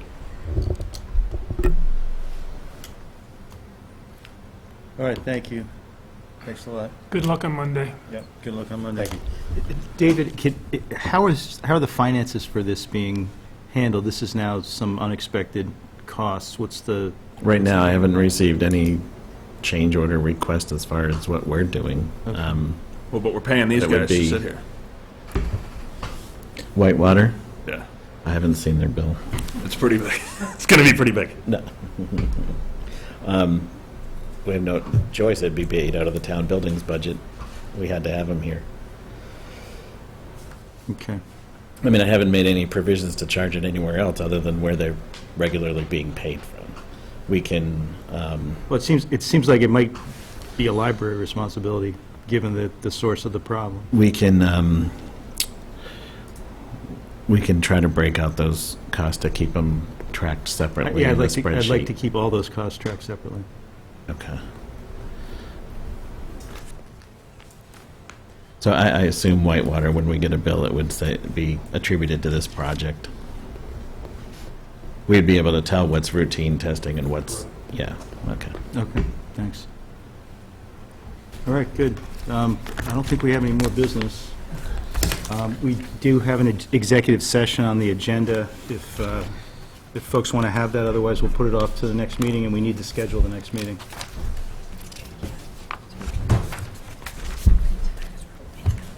We need the executive session. David, do we need executive session to discuss?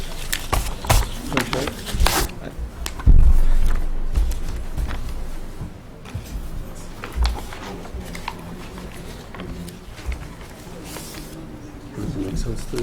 I think you should. You think we should just have a short one? Yeah. Okay. When's our next meeting, folks? So 2 weeks from today is the 10th. Right. I can't do the 10th. You're welcome to have a meeting, but I won't be here. Typically in August, you have one meeting, and we were expecting the 17th, but Yeah, I won't be there that day either, but that's fine. anything is fine with us.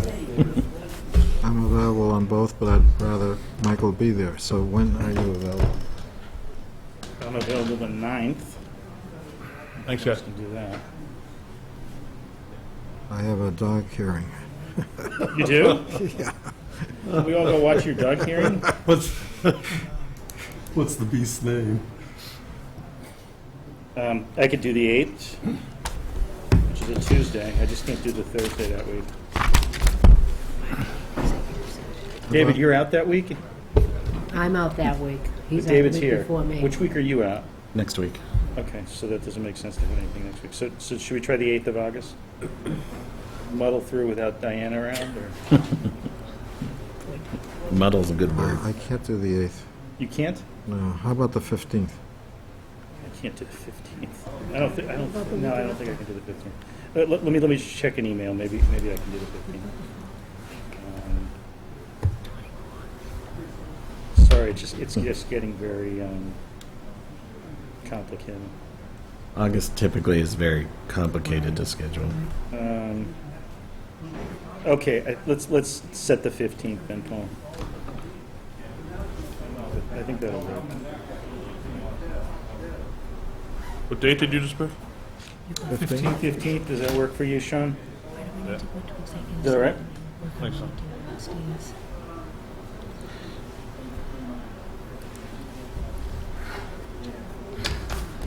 We got 1 minute for me to win my bet with Diane. I was just saying, I know you're trying to push this meeting to a close.